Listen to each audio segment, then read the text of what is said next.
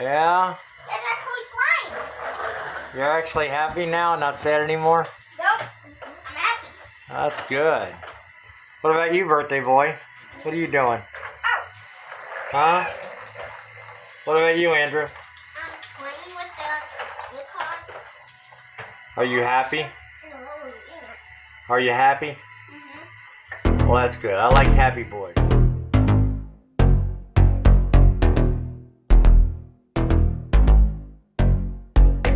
Truckin fans, how you doing today? It's one of those rare occasions where I've actually had to explain things to the viewers, because in the last week or so I haven't been putting up videos with the regularity that I started with, and that's mainly because of my issues with technology.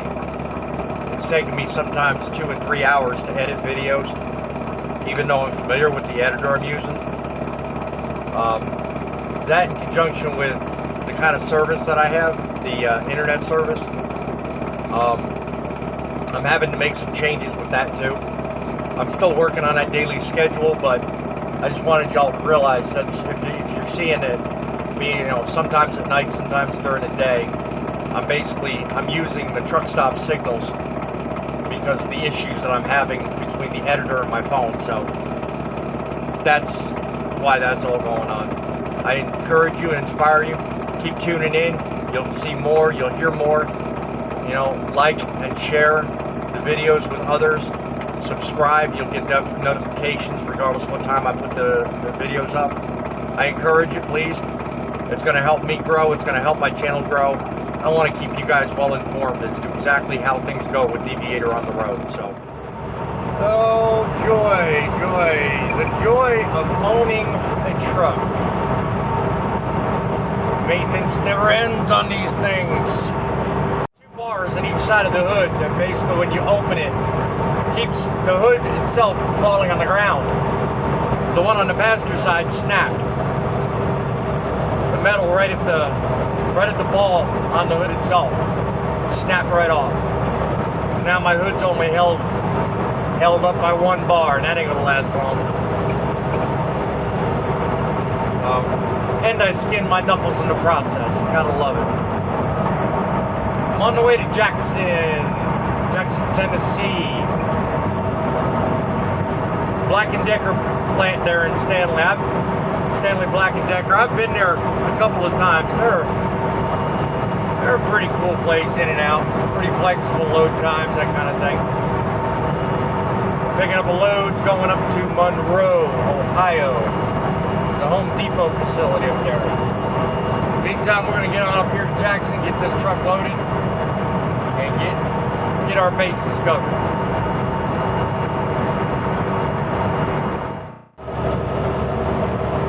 Just a little bit of a reminder about videos you're seeing uploaded. Some really short ones are called shorties. Doing as frequently as we can, sometimes daily. Little videos we call shorties, and they're basically just little reminders about different things we put up with out here in the trucking industry. My latest one was on dining. Put one out today about giving back as it relates to dining. I put out a few others. Be sure to look back on my videos to see what they're all about. Every day's a blessing, and every day I try to give back on that blessing by putting out a 2-minute video that shows my perspective on the trucking industry. So be sure and look for them.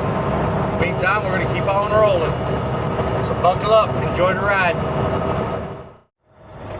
Stanley Black & Decker. We've been here before, so we are pulling in again to get yet another load.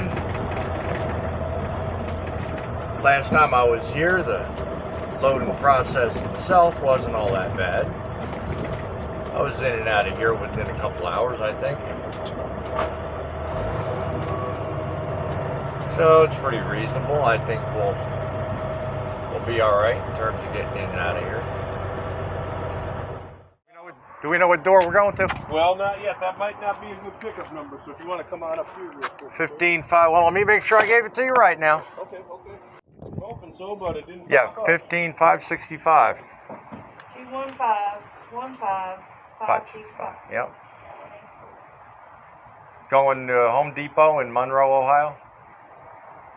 We had a lot of Monroe, Ohio ones today, so hopefully, and there's a few LandStars doing it, so hopefully somebody didn't already pick that one up. Right?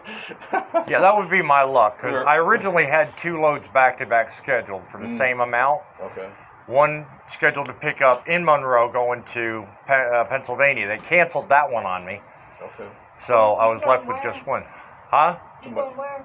To Monroe, Ohio, the Home Depot. Or something, yeah. Sure. I'm sure it's related to the Home Depot. They're paying for it. So. There you go. I got this one. And it says it's going to Monroe, Ohio. Crossed out. Okay.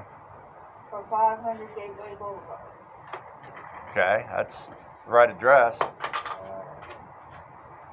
So, I need you to give me another 215 number, but it's a different number. Or 038. One of the two. Is that number either? I didn't see it. Well, the only one they sent me on the email was the 215 number. So I've got the confirmation, but it doesn't have any numbers on it other than that. They've got a load number, but it starts with a 164. You know, so that's probably LandStar's number, and Right. Yeah. that ain't gonna help you guys at all. Well, Gave me a different number. okay. Let's see if that. So yeah, she thinks it's the only one that's not accounted for. So Okay, good. maybe we're in luck. Let's try it. 215-315-563. Don't ask me why in hell they did that. I have no idea. Like I said, we've had a It few. happens all the time. Yeah, Oh, does, okay. LandStar comes in. I mean, Hub Group, Schneider. These guys come in and like, well, they already picked that one up. The guy in here right now is getting loaded with that one. They call. What about this one? Nope, that one's already been picked up. Well, I don't feel so bad then. No. 10. Door number 10. Here we go. For sure, door 10. All right. Here's that for you. I'll step out here with you real quick. Yeah, I know where door 10 is. Okay. Yep. Should be right on this front. Jesus Christ. Coming at 100 miles an hour and. They all do. Yep. Door 10's right up front here. Yeah. Just make sure once you get loaded, hop on out, pull forward, hop out, they'll hand you the seal. Seal it there, and then come on up here for paperwork. Yeah. Okay. I remember that Thank you, sir. last week I was here. Appreciate it, man. Yeah. Good enough. Thanks. Yeah, looks like we got some DeWalt tools. Kind of part and parcel for Home Depot. And put them on and I bend them back like so. This way I can tell if somebody's trying to mess with them when I'm sitting at a truck stop somewhere. That's the way I do it. Well, drivers, when we're talking about how COVID has affected the market, it's had a profound effect. Depending on who you are, it could be bad, it could be good. It just depends on what your place in the industry is and what your perspective is. I see it as being robust only because the amount of freight loads on boards is steadily increasing. Compared to the way it was when I first got in the market, it's robust. There's another periodical I rely on from time to time. They put out a forecast every year. It's on equipment orders, meaning basically these trucks. And they say, part of the article I'm quoting is, we have a very favorable outlook over the next 2 years. Meaning, basically they're seeing where some of the smaller companies are making more money and they're ordering more equipment. So it's in a transition right now. If you go to fleetmag.com, or it's fleetequipmentmag.com, you'll see what I'm talking about. They have an article out titled Market Outlook on Trucking Industry for 2020. But even this article says that the conditions right now are favoring the smaller guys. which is kind of one of the reasons why I'm pushing to start this trucking company the way I am. So.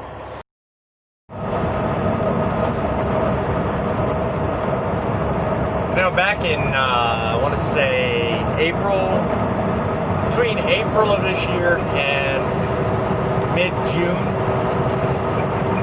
I noticed a drop off on the total number of loads available.